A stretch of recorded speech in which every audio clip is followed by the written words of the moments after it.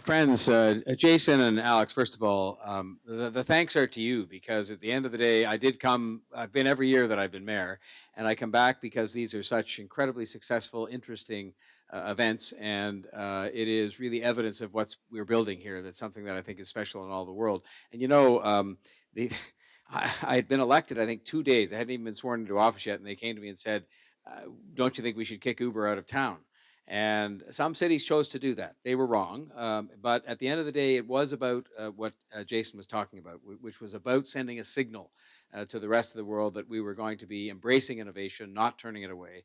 And, it led to, and I don't want to embarrass her, but it led to Raquel being here, who you're going to hear from tonight. And I'm so proud that people like her, who are known around the world, chose to be here in Toronto, chose to stay here in Toronto, and does work, among other things, for Uber, and that's the kind of dividends that it produced for us. But I want to just say a couple of words tonight. First of all, you talk about traveling.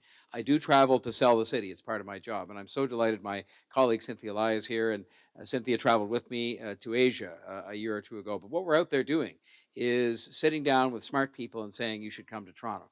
Now, I will tell you, when we go to the Silicon Valley with the express mission of luring all the Canadians back who went down there after they graduated from U of T, Ryerson, Waterloo, and so on, they tell me that the weather is a problem. And the last time I was there, it was fantastic because the temperature in the Silicon Valley was exactly the same as here. And so I pointed that out to them and said this notion of it being cold and snowy here was a fabrication of our competitors and that they should pay absolutely no attention to that. But in all seriousness, they do name the weather. But what they used to say in year one when I was mayor compared to today is there was lack of opportunity here. There was lack of opportunity. And you know what? Back in those days, 5 years ago, it might have been, relatively speaking, right that there was a lack of opportunity. But we've now made a great success of ourselves, and there's no reason for complacency. And why have we done that? We've done that because we have here, out of our fantastic education system, a lot of smart people.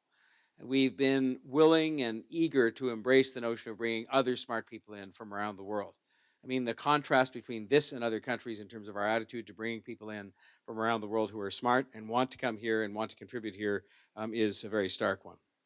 We have achieved a brilliance when it comes to startups and scaled up companies that, combined with the investments we've seen from global companies, have made us, I think, unique, especially when combined, in addition to that, with the incredible critical mass we have here of financial services, of life sciences, of food processing. You could go on and on. We're one of the biggest centers in North America and globally ranked when it comes to all those different industries, and it's actually something that's helped us a lot. And so what do we have to do to stay on top? And I want to just mention these things so you'll know that this is what I'm committed to doing, but I need your help. First of all, we have to have a top quality of life here. There is no question that the quality of life here and the values that are seen to be represented here, especially in contrast to what's going on in many other parts of the world. And let's make sure, by the way, that we never go in that direction of going where the other part of the world is going, of division and of polarization and so on. So our value set is important, but the quality of life is too. And frankly, we'd fallen behind on things like transit and affordable housing. We now have the two biggest pushes in terms of represented by dollars invested and results that are going to come from transit lines built and units of affordable housing that will be constructed in the history of the city, and the biggest in North America, going on right here. That's what you see a lot of these cranes doing, is doing that kind of work, which we have to do to keep a top quality of life here. Continued investment in education. I mean, I think you should be among the people fighting the hardest to make sure that whatever else goes on in the political and financial turmoil of the public sector, that we continue to invest in education.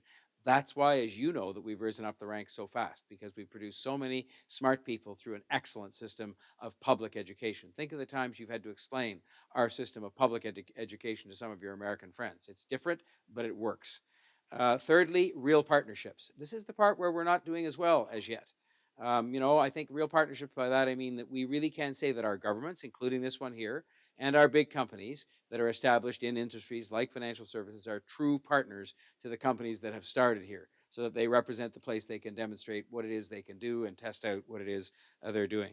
And then finally, and this is the note that I want to finish on, because I've had such great experience in the last 6 months, but we have such a long way to go. And I mean no offense in saying this, but I look around the room and it kind of makes the point that I'm about to make.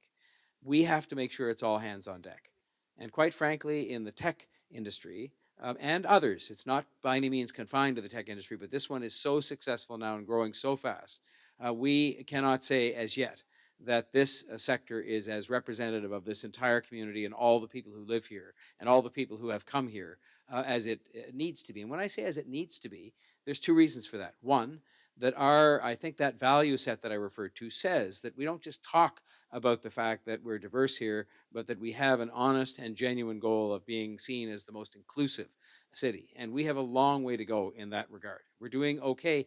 And I'll tell you something interesting. Those of you who travel know this to be true, whether it's in film, in tech, the rest of the world, because of the diversity of the population here in this city, are looking to us to show global leadership and show what it is like to be able to say we're truly inclusive of the broadest range of people from all over the world and from every nationality, faith, sexual orientation, you name it, skin color.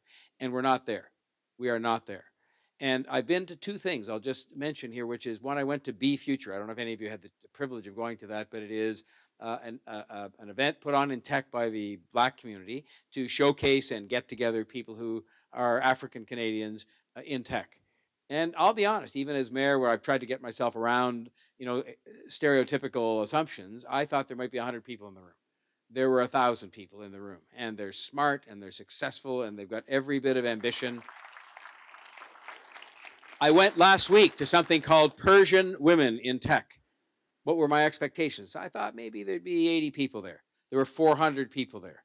And they're smart and accomplished and they're doing well in big and small business. But you know what the challenge is? And this is the final note. The challenge is that Persian Women in Tech and Be Future and all those other organizations have to be merged together to truly become part of this industry in the sense that they're not spending as much of their time off at these kind of more narrowcast organizations. And that is a big challenge for all of us. And there's two reasons for that. One is the moral, which is that is consistent with our values. But the second is the business case. If people don't buy into the moral case, fine, some never do. But the business case says, if we're going to be staying on top where we are today with this sector, which is doing us so proud now, and we're doing so well, and by the way, the objective isn't to be number 3 in North America, it's to be number 1 in North America in terms of jobs and the quality of our tech ecosystem. But if we're going to get there to number 1 and stay there, it has to be all hands on deck. So Be Future and Persian Women in Tech, sure, they'll continue to exist, and well, they should, but they have to be fully integrated into what we're doing here. So I thank you for doing what you're doing, all of you, because you are the success story. It's not about the mayor, it's not about the people in the banks and so on. It's a team effort, but you're what has exploded our growth and is going to continue to explode our growth. I'm there, I've got your back, I'm going to support you. I'll continue to come here, and I thank you very much for the support you're showing to TechTO, which is a fabulous organization doing great things. Thank you.